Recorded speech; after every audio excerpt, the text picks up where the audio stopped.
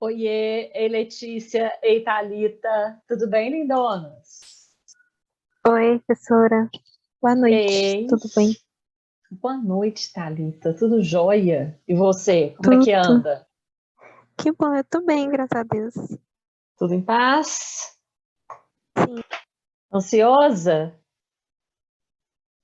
Não, até que eu tô tranquila. Ah, arrasou, arrasou. Boa noite, Letícia, graças a Deus também, tudo bem, tudo caminhando. E você, Letícia, tá ansiosa? Tá tudo bem? Me conta, escreve aqui para nós, como é que você tá? Tá me ouvindo, Marisa? Agora tô, perfeito, Letícia, pode falar. Oi. Ei, tô te ouvindo. Eu tô tranquila também, porque eu já sou velha no Enem, já é o meu quarto. Boa, Letícia. A experiência só conta a nosso favor, não é? Verdade, verdade. Total. Aí eu já Hoje- tô mais tranquila. Bate aqui um pouco de ansiedade, que é normal, né? Mas eu tô É. tranquila. Ai, que bom. Gente, de verdade, assim, a tranquilidade na prova é um dos fatores mais importantes. Arrasa. Arrasa que é para vocês. Arrasa que é para vocês. Olha para o que você quer. O que que vocês duas querem fazer? Me conta. O que que você quer fazer, Letícia? Tô querendo fazer nutrição. Que maravilhoso. Maravilhoso. Depois você cuida de mim, hein? Que eu preciso. Pode deixar, Marisa, com certeza, com certeza. Arrasou. E você, Thalita? Professora, eu quero fazer. Na verdade, eu não queria fazer, né? Eu ia fazer educação física, porque para a área que eu quero, eu preciso de um curso específico de área. Mas aí Hum, tá entre educação física e gestão pública. entendi. O que que é? O que que é sua área? O que que você quer? Qual que é a sua questão? Eu quero a polícia, só que para entrar lá precisa dos cursos específicos para a área. Ah, tem alguns cursos superiores que a polícia aceita? Sim, tem uns que não são aceitos. E aí o curso de gestão é um deles. Uhum. Gestão, Ah, educação física. entendi. E você gosta da parte do exercício mesmo? Da educação física, sim. Da gestão pública, não muito. Entendi. A educação física seria a sua primeira opção. Sim, Interessante, eu não sabia, não, Thalita, que exigia. sim. Acho que a única que não existe não, a militar, mas mesmo assim, acho que ainda precisa de curso para militar. Entendi. Isso aí é para a Polícia Civil, Essa é para militar, agora para para que eu quero a militar. federal. Para federal precisa de faculdade e os cursos específicos. Ah, para a Polícia Federal. Ah, arrasou, Thalita. Ô, Thalita, eu tenho um colega, ele, na verdade, é casado com uma colega minha, que é professora de História também. Ele é formado em Educação Física e ele entrou para a Polícia Federal. Sério? Sério. Ele ficou... ele era professor de Educação Física, aí resolveu prestar o concurso da Polícia Federal e ele ficou uns 2, 3 anos estudando para o concurso e passou, e agora ele está na Polícia Federal. E está É super muito top. feliz. Ele está super feliz. Ganha que é uma beleza, né? O salário é maravilhoso. Sim, É um sossego, é uma paz na vida. Sensacional, Thalita. Vai com fé, minha filha, que é seu. obrigada. Olha, enxerga que é seu, processo todo. E vai, é seu. Amém, Deus Enxerga lá. abençoe. Já vislumbra, sonha, vislumbra, já enxerga assim, olha eu lá, com aquele uniforme, é isso que eu quero. Se enxerga, guarda aquele lugar para você, que a energia vai ficar lá para você, vocês vão ver. Amém. Vai dar certo. A gente vai vendo aqui, ano após ano, né? O pessoal indo e a coisa vai dando certo, eu boto uma fé, você vai ver, vai dar certo. Vamos com fé que vai dar certo. E você, Fernanda? Tudo Olá, bem? Tá tudo boa, jóia? querida? Tô ótima, graças a Deus. Como é que Já você tá? Você joguei a tá de ansiedade boa? fora.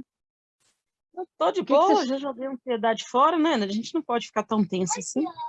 Não, nada de nervosa. Nós vamos ficar tranquilos, porque vai dar tudo certo. Pois é. Joga a ansiedade no lixo. Agora eu tô crendo em Deus e pronto, tá bom. Isso aí, Fernanda. Gente, primeira coisa, segredo da prova, tranquilidade. Enxerga que aquilo é seu, vai tranquila e faça a prova é sua, acabou, a universidade é sua. Você já chega lá Pena com o que o assunto resultado não é no encerrado. dia, né? Pena, ia ser mais fácil. Engraçado, igual você falou, eu normalmente sou tranquila para fazer prova, eu sempre faço prova de boa. Depois que eu faço a prova, aí eu fico ansiosa querendo saber o resultado. Mas para fazer prova, tranquilidade, segredo.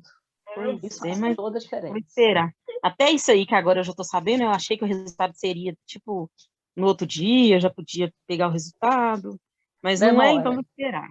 É. Ainda mais agora, né, gente? Que acho que 37, 38 funcionários do INEP, que é um instituto que elabora o Enem e que faz a apuração do Enem, se demitiram em protesto contra o governo semana passada. Então, eu não sei quanto tempo que vai demorar para sair esse resultado do Enem. Mas é janeiro. Então, vocês podem passar o Natal feliz, dezembro feliz, é janeiro. Início de janeiro, vocês começam a pensar nisso de novo. Viu? Mas vai dar tudo certo. Vocês vão ver, vai dar tudo certo. E aí, ó, eu separei algumas coisas para a gente dar uma apurada hoje, com algumas dicas para vocês importantes. A gente já vai começar para a gente aproveitar aqui o tempo. E aí, a primeira dica é essa: tranquilidade. Ficou nervosa na hora, apareceu uma questão que você não sabe. O que você faz? Marca um nome, um X do lado, para você voltar nessa questão e passa para frente. Não perde tempo em questão que você tenha dúvida, ok? Eu acho que outros professores já devem ter falado essas dicas para vocês, mas não custa. Leu a questão. Então, primeira coisa, pegou a questão, leu o texto. Leu o texto. Não faz isso de não ler o texto da prova. A prova do Enem, ela é em cima do texto. A não ser que a gente dê azar. Eu tive uma sobrinha que aconteceu isso, sabe? Ela não me ouviu, não. Foi fazer a prova sem ler os textos da prova. Não, tia, precisa não, eu vou direto às alternativas. Deu ruim, óbvio. Aí no ano seguinte eu falei, bem, lê os textos, tudo, de português, de linguagem, de humanas. Lê os textos. Caneta na mão, marca os textos, o que é mais importante e tal. E vai para as alternativas. Ficou na dúvida da qual é a alternativa correta? Qual que você vai marcar? A que tem mais relação com o texto. A chance de você acertar é maior, tá bem? Então, essa é a primeira dica para vocês. Segue isso, que funciona. Apareceu uma questão que você não sabe de jeito nenhum, faz um X enorme do lado dela, para você não esquecer, passa para frente. No final da prova, deu tempo? Volta e faz essas questões. Não deu tempo? Marca qualquer uma. E reserva o horário para vocês passarem o gabarito com calma. Passa o gabarito com calma para não errar naquela folhinha de resposta do gabarito. Tem que fazer as bolinhas de colorir. Minha dica, passa lápis. Se você tiver tempo, tudo bem? Teve tempo? Falta 1 hora ainda. Não sai com pressa, não. Passa lápis, depois passa caneta. Não deu tempo? Vai a caneta direto, olhando com muito cuidado. Então, tranquilidade para fazer isso, respira fundo, passa para a próxima questão. Vocês sabem. E aí, gente, a prova do Enem, ela conta o estudo, tudo que vocês fizeram, que vocês dedicaram o ano inteiro, é óbvio que conta. Mas ela conta leitura, interpretação, experiência de vida. Isso conta demais na prova do Enem. Vocês têm isso. Vocês têm leitura. Então, leva isso tudo para a prova, que isso tudo é bagagem de vocês, tudo bem? Isso tudo é conhecimento. Então, vai com essa confiança que vocês têm, que isso vai fazer diferença para vocês. Tá bem? Então, bora! Alguém tem alguma dúvida, mesmo que não seja de história, de detalhe específico da prova, que quer aproveitar para conversar agora, nessa reta final?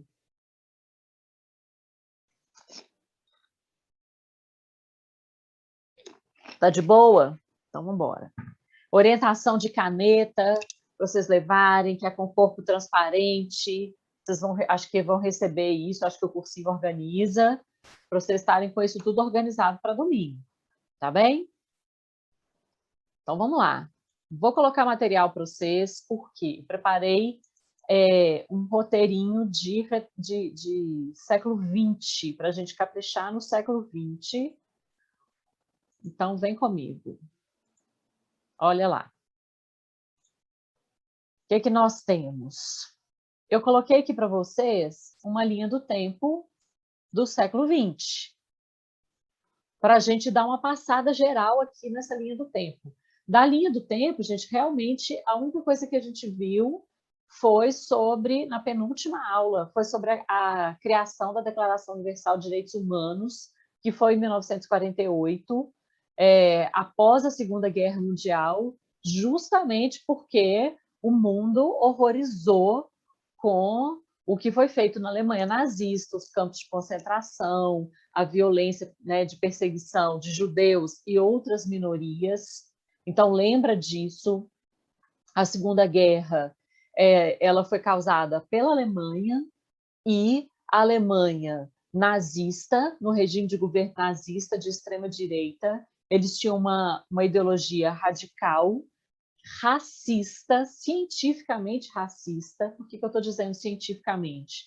Na época, eles acreditavam nessa ideia de uma raça superior e uma raça inferior, que hoje é um verdadeiro absurdo, ok? Mas na época acreditava-se nisso, acreditava-se que a raça branca era superior, e Hitler, como representante dessa ideologia extremamente racista, nojenta, asquerosa, tudo isso, chega ao poder na Alemanha em 1933, após um período muito difícil, de muita crise que marca o começo do século XX.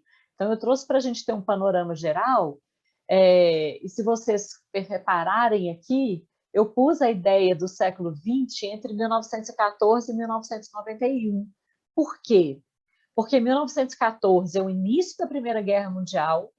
A Primeira Guerra Mundial foi uma guerra de muitas frentes, em que os países europeus disputavam entre si, principalmente, mercados econômicos, colônias, o período da colonização do continente africano. Inglaterra, Alemanha, França estavam se degladiando para ver quem ia colonizar mais território na África, para explorar economicamente essas regiões.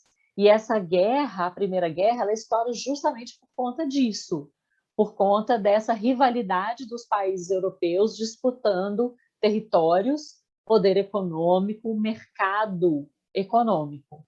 E aí, o que acontece? No meio da Primeira Guerra Mundial, quase no final, estourou a Revolução Russa, que implantou o primeiro regime socialista oficial assim da história, com a formação depois da União Soviética, ok? Isso, obviamente, que vai marcar muito aqui o século XX.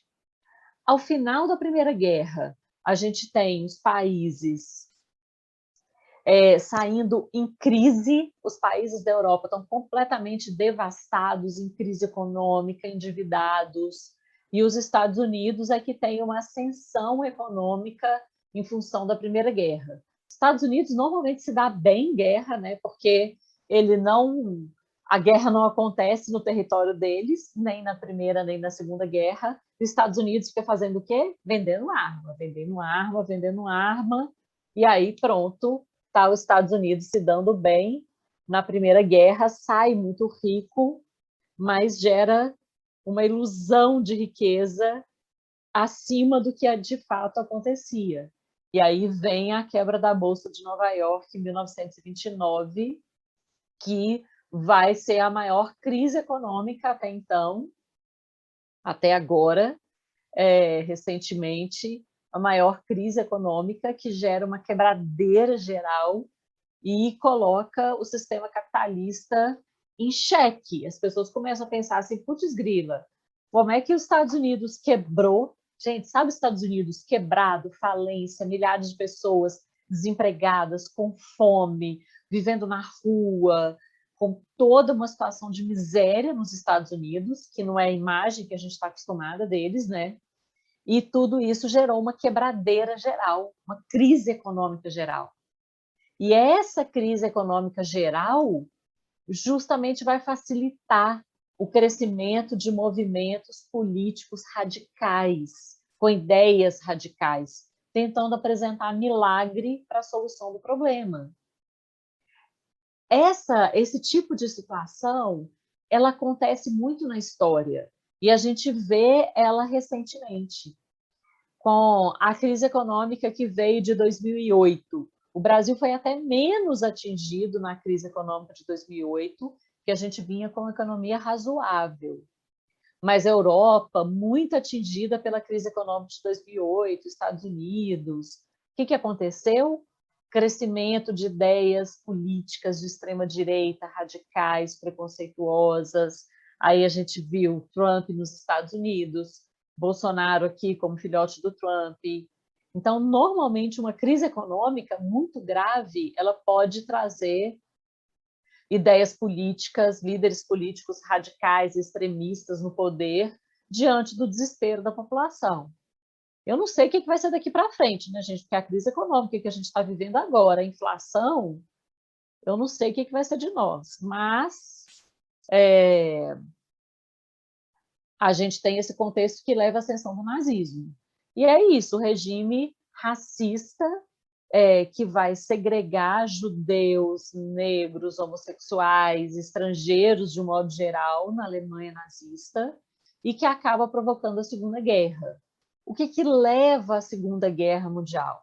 Muito historiador europeu, principalmente, considera a Segunda Guerra Mundial uma continuação da Primeira. Ao final da Primeira Guerra, o país que foi mais responsabilizado pela guerra foi a Alemanha. A Alemanha foi muito humilhada, a Alemanha foi considerada a grande responsável pela Primeira Guerra. França e Inglaterra tripudiaram da Alemanha. E aí Hitler chega ao poder com o discurso de fazer o quê? Recuperar a grandiosidade da Alemanha, acabar com esse sentimento de humilhação. E ele queria provocar, então, uma nova guerra, que, na verdade, era uma continuação da primeira, era tentar recuperar os territórios alemães. Acaba sendo derrotado, depois de 6 anos de uma guerra muito sangrenta, em que ele se aliou à Itália e ao Japão. O Japão também é um país bastante racista, se achavam superiores aos outros povos, então isso de alguma forma uniu a Alemanha e Japão, que saem derrotados e bastante enfraquecidos, assim, com crise econômica pós-Segunda Guerra. Mas o que acontece? Os horrores cometidos, principalmente pelos alemães, motivaram a criação da ONU, da Organização das Nações Unidas, né, que foi criada oficialmente em 1946, e a ONU é o organismo internacional que até hoje tem a maior autoridade no mundo. Eles não têm muito poder de decisão, gente. Né? De fato, a gente vê muito problema no mundo acontecendo, guerra na Síria e tal, e a ONU não tem poder de ir lá resolver, mandar parar e tal, nada disso, infelizmente. Mas é um organismo internacional que ajuda a interferir. Então, por exemplo, em questões climáticas, eles estavam fazendo a reunião semana passada da COP e tentando gerar uma ação dos países para resolver as questões climáticas. Então, a ONU tem essa atuação importante. E a ação mais importante da ONU foi a criação da Declaração Universal de Direitos Humanos, justamente para impedir novas ações como foi a do nazismo. Então, proteger o direito das mulheres, acabar com o racismo, acabar com toda forma de violência e contra a tortura. Então, são princípios básicos que a Declaração Universal de Direitos Humanos defende. Resolveram todos os problemas humanos? Claro que não. Até hoje a gente vive, mas eles tentam atuar, certo? Para tentar proteger direitos humanos, num contexto que leva à Guerra Fria. Então, a Guerra Fria vocês estudaram em geografia sobre a Guerra Fria? Normalmente a geografia trabalha. Alguém lembra? Me conta.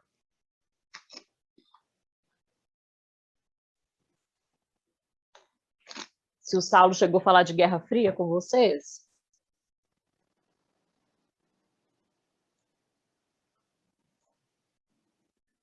Não, né? Tá. Então, o contexto da Guerra Fria, que é justamente um contexto que dura aqui 46 anos, começa logo no final da Segunda Guerra Mundial, tá vendo? Esse contexto da Guerra Fria, que se relaciona com o mundo dividido entre as duas grandes potências que saem da Segunda Guerra Mundial vitoriosas, que é Estados Unidos e União Soviética, mundo capitalista e socialista, e esse mundo sai dividido entre esses dois blocos dos países capitalistas e países socialistas, que se enfrentam indiretamente ao longo desses 46 anos. Seja o enfrentamento de debate político, de propaganda, chega o enfrentamento de guerra mesmo, como teve guerra do Vietnã, guerra da Coreia, disputa de território em Cuba, e por aí vai, que são os conflitos que marcam a Guerra Fria. O principal é a gente entender essa ideia de um mundo bipolar, dois polos, Estados Unidos de um lado, União Soviética do outro, e a Guerra Fria que acaba em 1991, com a queda da União Soviética. Em 89 teve a queda do Muro de Berlim, e em 91 tem a queda da União Soviética. Então, aqui, ó, ao longo do século XX, o que eu queria trazer para vocês? Um cenário de um século marcado por muita violência, obviamente com as duas guerras mundiais, o nazismo, campo de concentração, o Holocausto, tudo isso trazendo um contexto de muita violência, e um contexto de consolidação e fortalecimento do capitalismo como sistema econômico predominante, e a gente sabe que é um sistema econômico excludente, que gera muita desigualdade, que reforça, muitas vezes, o empobrecimento da população, com condições de trabalho precárias, mal remunerada, que são características do capitalismo. Por que eu estou reforçando isso com vocês? Porque, normalmente, o Enem cobra muito essas consequências do desenvolvimento capitalista. Estão falando do empobrecimento, da desigualdade, da exploração excessiva da mão de obra. Então, são alguns aspectos que costumam aparecer no Enem. Tá bem? A Guerra Fria costuma aparecer, essa ideia de entender o mundo dividido em duas grandes potências, e essa divisão entre o mundo comunista e capitalista. Outra coisa que costuma cair, a Declaração Universal, compreender a importância da Declaração Universal de Direitos Humanos, o quanto esse documento ele é fundamental para a gente tentar lutar por direitos iguais, por exemplo, entre homens e mulheres, por dignidade e condições de trabalho, por garantia de proteção contra violência policial.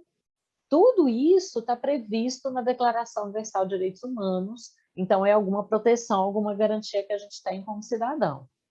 Então, acho que esses são os aspectos mais importantes para a gente dar uma passada no século XX.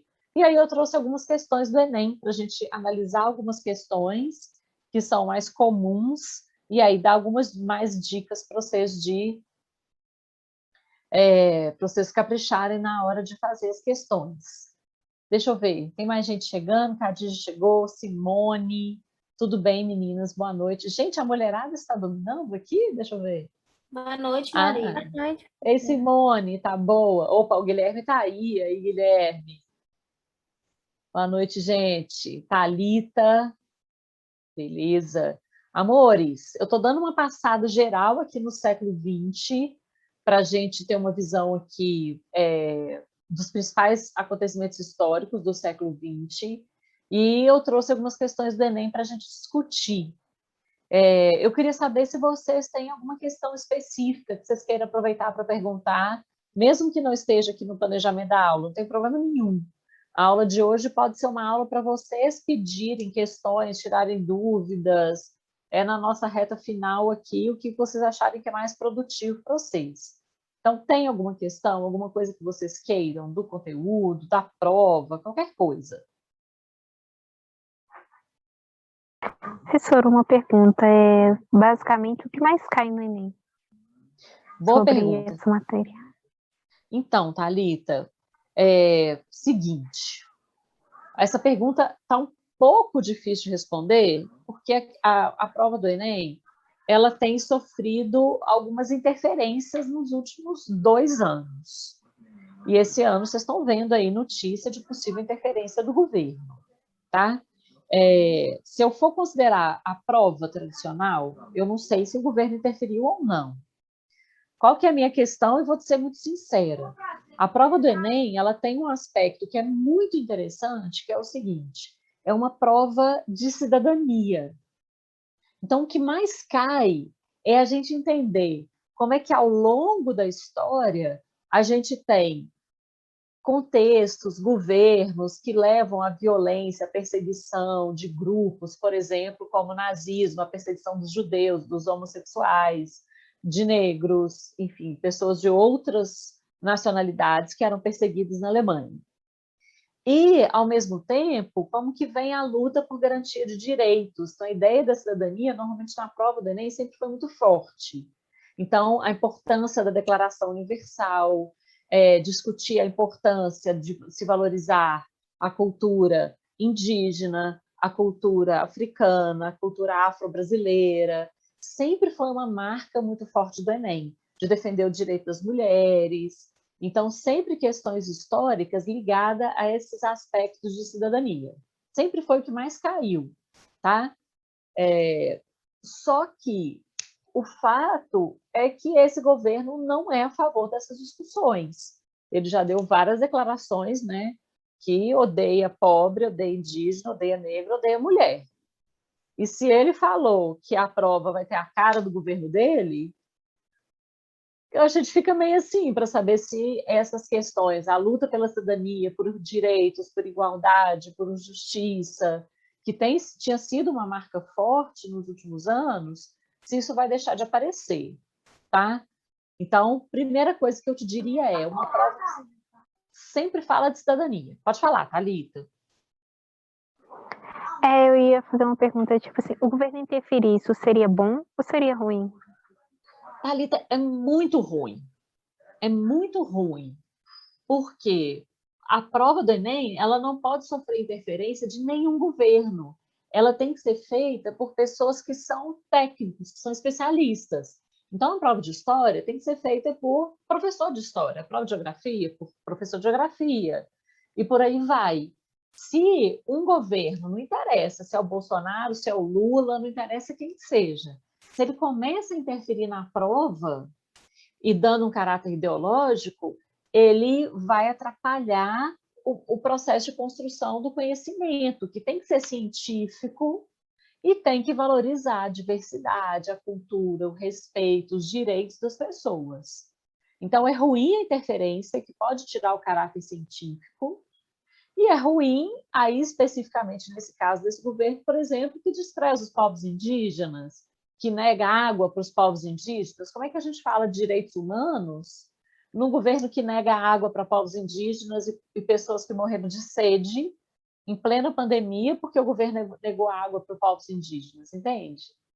Aí, como é que os indígenas vão ser tratados na prova? Eles vão ser desprezados da história? É esse o medo, sabe, dos professores.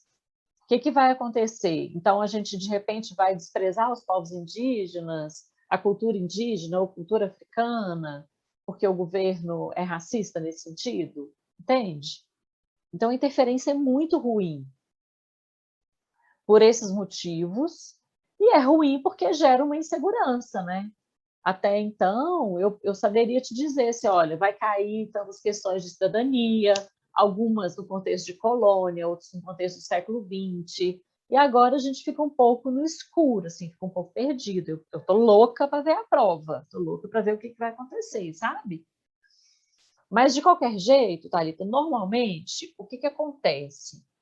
Vai cair, sempre cai. Brasil Colônia cai muito. Século XX cai com a Declaração Universal de Direitos Humanos, a importância da conquista de direitos ao longo do século XX, seja pela declaração, seja pela conquista de direitos iguais nos Estados Unidos. A gente teve essa aula, né, que falava sobre o racismo, a segregação racial nos Estados Unidos e a conquista de direitos. Então, normalmente, isso cai muito a visão sobre as consequências do capitalismo, das condições de trabalho muito ruins ao longo do século XIX e XX, depois da Revolução Industrial, como é que os trabalhadores são excluídos de direitos. Então, normalmente, são aspectos que caem muito na prova e que a gente espera que continue caindo, tá? E aí, no mais, eles dividem, sabe? Aí vai ter uma questão de Grécia, uma questão de Roma, vai ter uma questão de Idade Média, vai ter Brasil, século XX, vai ter Getúlio Vargas. Normalmente são as questões que costumam cair sempre. Tá bem? Deu uma luz um pouquinho maior? Sim, agora só fica a dúvida mesmo se vai ter interferência do governo. Pois é, essa dúvida nós vamos resolver domingo. Quem for com a prova para casa, manda para nós, que eu fico aqui doida para poder ver a prova, tá? Para a gente discutir, conversar mesmo. Então, a gente pode mandar no grupo e a gente vai conversando um pouco sobre a prova. Aí a gente faz isso no domingo, tá bem? Que mais? Mais alguma coisa, mais alguma dúvida que vocês queiram aproveitar?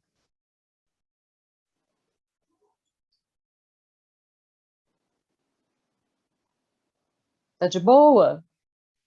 Então, aqui, olha, eu trouxe algumas questões para a gente ver junto, que eu acho que uma das coisas que funciona muito é a análise das questões, beleza? Então, lembra a dica que a gente já deu para vocês, lê os textos, marca os textos na hora de ler, vai com a caneta na mão, vai marcando os textos, não deixa de olhar a fonte.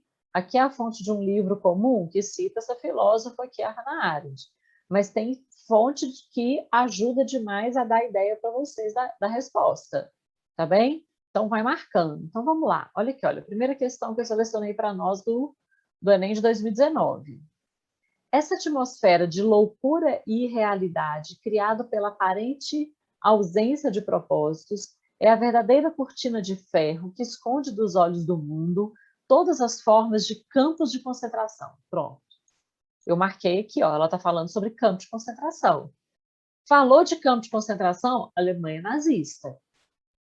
Vistos de fora, os campos e o que neles acontece só podem ser descritos com imagens extraterrenas, como se a vida deles fosse separada das finalidades desse mundo.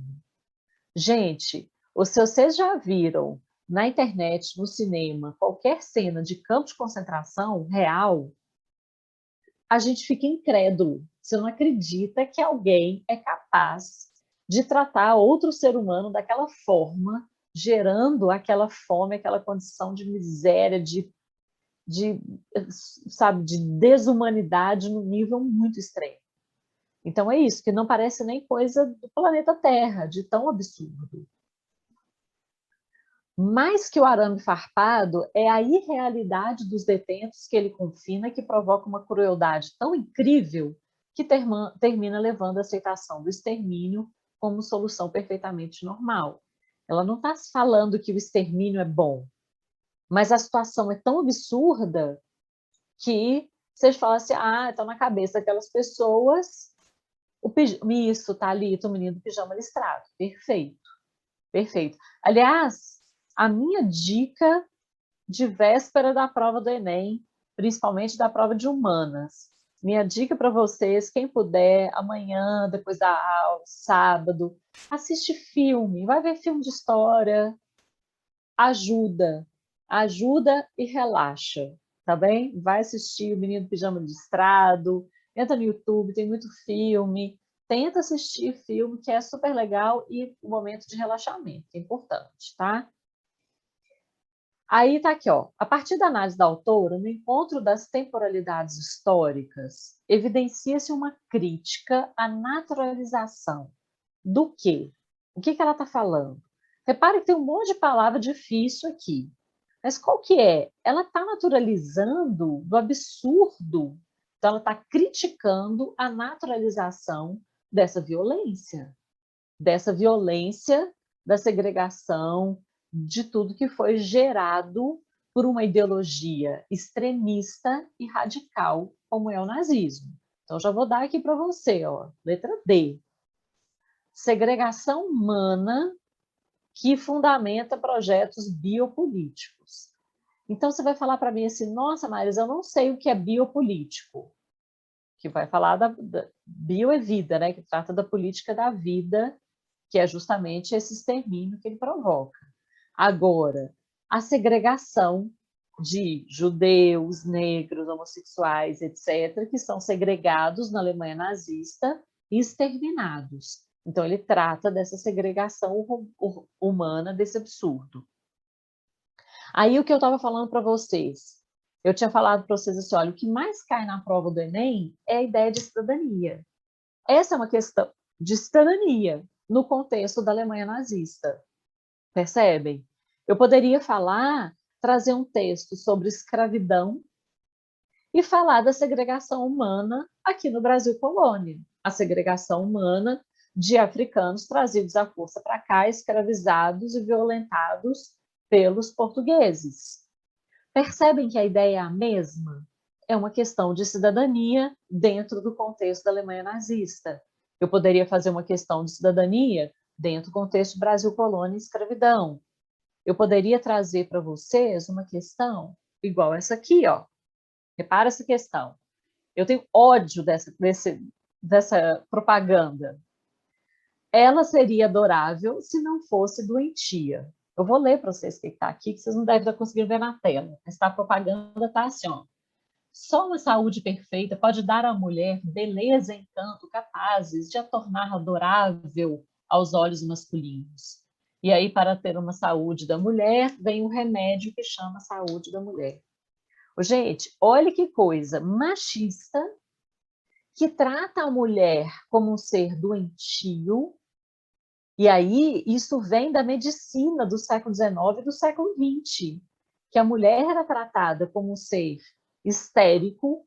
Existia na medicina a histeria. A histeria era a doença da mulher, o nervosismo da mulher, e que a mulher seria doente, e que a mulher doente ela não é bonita para o homem. E a mulher tem que ser o quê? Bonita para o homem. Então, é extremamente machista a propaganda, uma propaganda de 1940. Aí, olha aqui, ó. O anúncio publicitário de 1940 reforça os seguintes estereótipos atribuídos historicamente a uma suposta natureza feminina. O que ele está falando para a gente? Que a mulher é frágil, que a mulher é nervosa, que a mulher é dependente do homem, ou deve ser dependente do homem, por ser fisicamente frágil e doente. E aí a resposta aqui, ó, letra B. A propaganda coloca a mulher como fisicamente frágil e que ela tem que tomar aquele remédio para ela ser aceita na sociedade, senão ela não vai ser aceita. Percebem que a ideia é a mesma da questão anterior? Eles estão falando de cidadania, de como que a mulher, durante muito tempo, sofreu com essa visão, com esse estereótipo de ser histérica, nervosa, frágil, incontrolável. Durante muito tempo, gente, políticos, homens, óbvio, argumentavam que a mulher não deveria ter direitos políticos, direito de voto, porque ela era nervosa, porque a mulher não seria capaz de ser racional. Isso aqui era seriamente defendido em 1940. Gente, 1940 foi o ano que meu pai nasceu, meu pai está aí vivo. Isso aqui é ontem na história, isso aqui não tem muito tempo, em que a mulher estava sendo inferiorizada, e aí tirava-se direitos políticos da mulher. Então, quando a gente vê esse tipo de questão, está falando sobre cidadania. Percebem? Está ficando claro por que eu estou falando que é cidadania? mas em contextos e características diferentes? Como é que tá?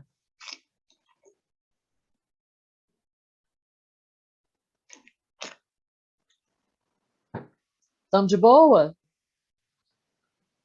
Então, vamos mais. Olha lá. Aqui, eu trouxe um cartaz. Eu trouxe, não, né? Tudo questão do Enem. Traz um cartaz da Segunda Guerra Mundial. Quando vocês olham para esse cartaz, repara aqui nessa figura, na mão, essa mulher gritando.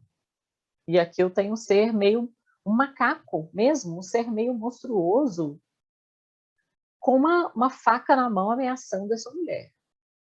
E ele está com um chapéuzinho. Esse chapéuzinho aqui é do Império Japonês. É o sol que representa o Império Japonês, o Japão. O que ele mostra para mim? Uma visão preconceituosa, que dá uma visão, uma aparência animalesca para esse japonês, e que aponta assim, olha, esse é o inimigo. É claro que esse cartaz estava sendo divulgado na Inglaterra ou nos Estados Unidos, que estavam em lados opostos ao Japão durante a guerra. Isso é propaganda de guerra, que tenta tornar o inimigo um ser diabólico, animalesco, para garantir apoio da população no contexto da Segunda Guerra. E aí vem, no cartaz da Segunda Guerra, produzido e divulgado nos Estados Unidos durante a Segunda Guerra, o cartaz tinha o objetivo político de fazer o quê? O que ele quer gerar aqui para nós? Letra C. Difundir o sentimento xenofóbico. O que é xenofobia? É o ódio ao diferente, ao estrangeiro, ok? A xenofobia é o ódio ao estrangeiro. É muito pior do que o preconceito, porque a xenofobia leva ao ódio e essa tentativa de eliminar o estrangeiro. E aí, no caso, eles estão representando o japonês como ser animalesco, inferior, e que ele é uma ameaça às mulheres norte-americanas. Então, eles querem alimentar esse sentimento xenofóbico, do ódio ao japonês. Eles fizeram a mesma coisa com os alemães. Os alemães eram retratados em cartazes ingleses, norte-americanos, como gorilas. E aí mostravam, olha como eles são selvagens, eles são gorilas. E aí tenta trazer essa imagem preconceituosa para o inimigo, para poder fazer campanha de guerra contra essas pessoas e esses povos, tudo para o governo ter apoio. E aí a gente vai vendo o preconceito, como é que se alimenta uma cultura de preconceito.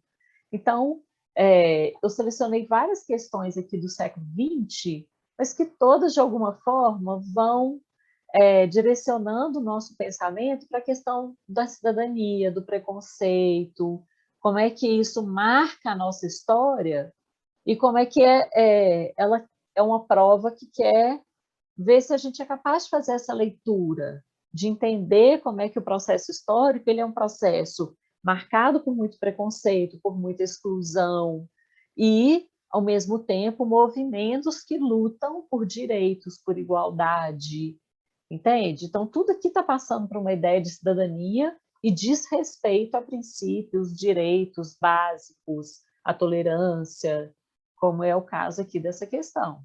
Tá de boa? Questões, dúvidas, comentários?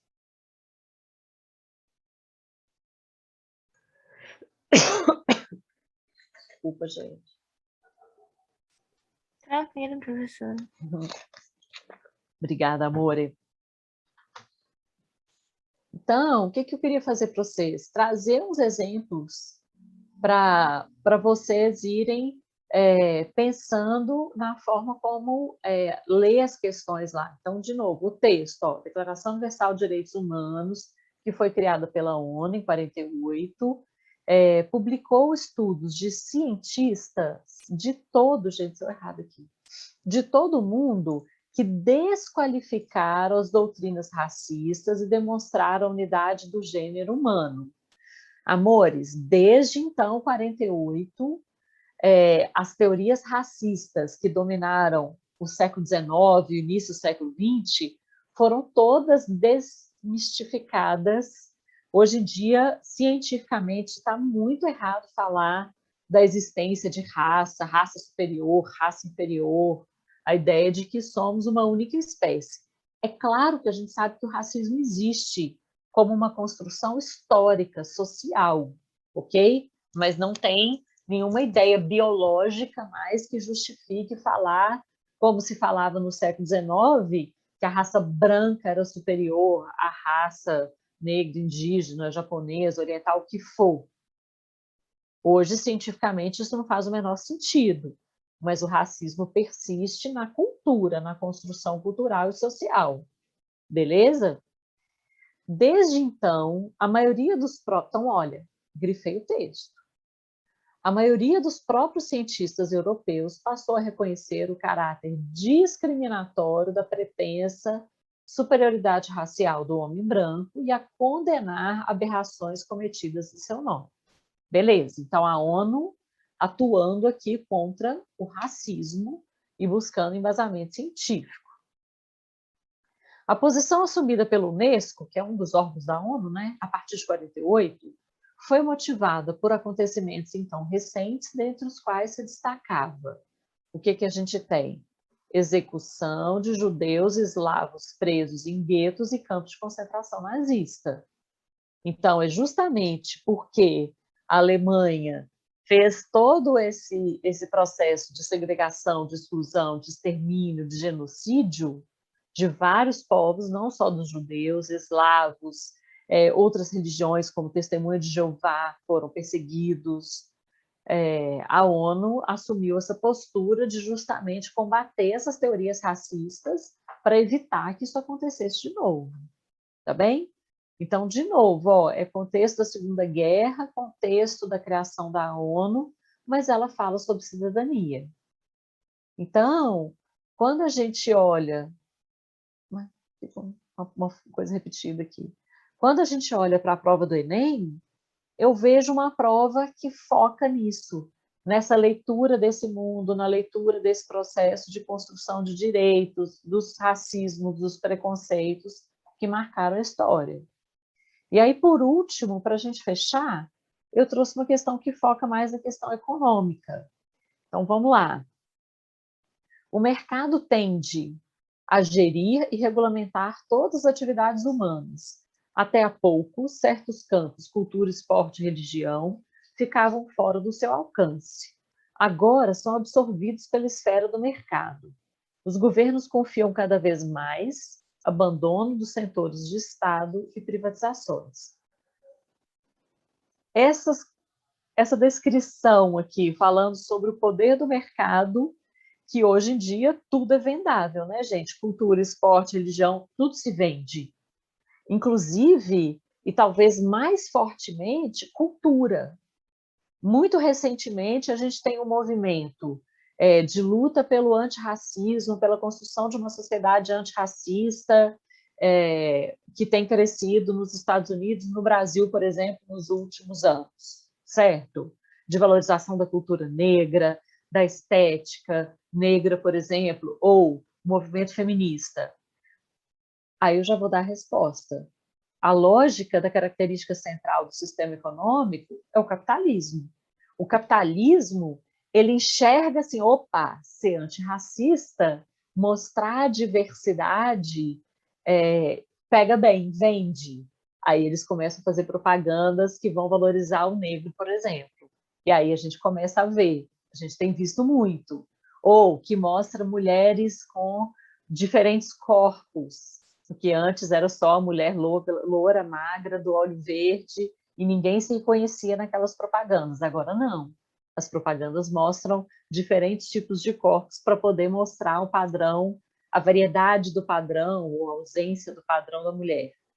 O capitalismo, ele se apropria disso, e tudo passa a ser uma mercadoria a ser vendida, inclusive a cultura, por exemplo, antirracista ou feminista, e por aí vai. E o capitalismo é esse sistema que domina o século XX, principalmente, 19 e 20, após a Revolução Industrial, que se adapta a esses novos contextos para se tornar cada vez mais atualizado, igual mostra aqui essa questão, e, ao mesmo tempo, um sistema econômico que gera muita desigualdade. Então, essa desigualdade gerada pelo capitalismo também é muito cobrada na prova. Tá bem? E aí, me conta, estamos de boa?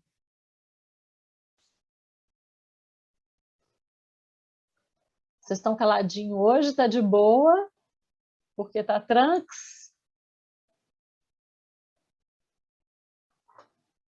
Belezinha. Boa, Fernando. Amores, então, o que eu queria trazer para vocês? Eu selecionei isso, essa visão sobre o século XX, essas questões, para a gente analisar, para vocês irem para a prova com esse olhar. Vai para a prova com esse olhar para vocês poderem ver a prova, que se for no padrão do que a gente está acostumado, se não tiver ali interferência, né, na prova, o que eu quero que vocês percebam? É uma prova que vai trazer essa leitura da cidadania, que vai trazer a valorização da diversidade cultural, dos povos originários, dos povos ancestrais, que vai focar muito na cultura brasileira, na cultura indígena, na cultura afro-americana, no papel da mulher, nessas releituras e uma visão mais crítica, mais cidadã, a partir desses movimentos. Então, normalmente, busca aquela alternativa que traz essa leitura mais positiva, assim, dessa luta por direitos, de enxergar a sociedade como uma sociedade que, ao longo da história, se construiu muito preconceituosa, excludente. Ao mesmo tempo, os movimentos históricos vão lutando cada vez mais por direitos, tá bem? E aí eu acho que isso é o foco de vocês com o Kikai. Repetir o início. Tá, vou para você, Letícia, beleza. Então, olha aqui, olha, Letícia, o que eu estou reforçando com vocês hoje, que era o principal objetivo, que vocês tivessem a visão da prova como uma prova que é muito sobre cidadania, cidadania nesse sentido, assim, olha, a gente enxerga que ao longo da história a gente tem um processo histórico muito excludente, racista, preconceituoso. Essa construção de uma sociedade excludente, ela vem ao longo da história, mas, ao mesmo tempo, a gente tem muita luta por direitos, por igualdade de direitos. Então, é uma prova que denuncia os preconceitos e valoriza os movimentos de conquista de direito e que valoriza a cultura de cada povo. Então, a gente vai ter questão que vai valorizar a cultura indígena, a cultura afro-americana, que vai tentar mostrar o preconceito que havia contra a mulher, as exclusões, os racismos, e que pode aparecer em qualquer contexto histórico. Tudo bem? Eles podem falar de racismo no século XX, pode falar na Alemanha, pode falar de racismo no Brasil colônia. Mas, normalmente, é uma questão que traz isso, que traz essas denúncias, é uma prova que vai olhar muito para essa ideia. Então, eu costumo falar que a prova de humanas é uma prova de cidadania, ou pelo menos era até então, até se a gente não tiver interferência do governo. E aí, depois, semana que vem, eu conto para você se teve interferência ou não, e se teve, se foi muito, se foi pouca, tá? Porque ela tenta enfatizar sempre esses aspectos. E aí, deu para pegar, Letícia? Não sei se eu consegui repetir tudo, mas deu para pegar? Deu sim, Marisa, muito obrigada. Viu? Nada, querido, estou aqui. Amores, o que mais? Tem mais alguma questão, alguma dúvida, alguma dica prática que vocês queiram aproveitar?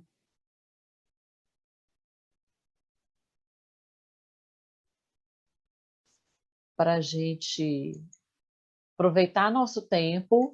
E aí a minha dica para vocês é ler o texto da prova. Eu comecei falando isso, então reforçar para quem for chegando depois, leia os textos, grifem, olha a fonte da questão e tenta buscar alternativa que se relaciona com o texto. Tem muita questão do Enem que é assim, tem duas alternativas que são historicamente corretas. Você fala assim, nossa, isso aqui está certinho, a outra também está certinha. Como é que eu vou saber qual que é a resposta correta? A que se relaciona com o texto. Então, o texto, você voltar no texto é a chave para a questão, ok? De muitas questões, ali você vai achar a resposta. Você voltar no texto. Então, essa dica é preciosa. A outra dica preciosa é vocês não perderem tempo com questão que tiver dúvida, porque o tempo é cronometrado. Então, teve dúvida, marca, faz um X gigante do lado, vocês não esqueceram de voltar na questão, passa para frente, não perde tempo, vai agilizando e depois volta naquela questão para vocês poderem marcar, tá bem? Principalmente as questões mais fáceis, vai garantindo, garante as questões mais fáceis, para depois vocês poderem voltar naquelas que vocês ficarem com dúvida. Beleza? Eu acho que essas dicas, a leitura do texto, marcar o texto, não perder tempo nas questões que tiverem dúvida, para vocês poderem ir passando para frente, eu acho que é fundamental aqui da Humanas. Opa, Saulão chegou aí. E aí, Saulo? Ah, que bom, Fernando. Oi, boa noite. Boa noite, Saulo. Tá me Tudo ouvindo? bem? Tudo bem, Então, você? tudo jóia, tudo jóia. Nós estamos fechando umas dicas finais tá. aqui. Termina aí, sem problemas. Não, beleza. A gente estava só passando umas dicas. Vou passar a bola para você. Amores, se vejam lá. Essa vaga é sua, a universidade é sua. Se enxerguem, já bota a energia de vocês lá. É nosso, está dominado. Nós estamos juntos com vocês no domingo, na energia, no coração, na fé, na oração. E aí vocês dão notícia para a gente, tá bom? Estamos juntos, vai com alegria, vai com força, que vocês estão preparados para poder brilhar demais. Beijo no coração de vocês, muita força, arrasem, sucesso. Obrigada, Amém. Maria. Amém, Muito amém, Obrigada, Saulo. boa noite. É nós. Beijo. O Prof. Décio está em reunião, agarrado na escola, mas ele mandou um beijo para vocês também. Muita força, muita luz para vocês no domingo, tá bom? Um abraço para ele. Obrigada, amores. Beijo grande para vocês. Vai lá, Saulo. Obrigada, Marisa. Obrigada, com Deus, viu, gente? Beijo. Tá, Marisa, obrigado. Tchau, tchau. Boa noite. Como estão? Boa noite. Boa noite. Animados? Descansados? Tem que ser, né?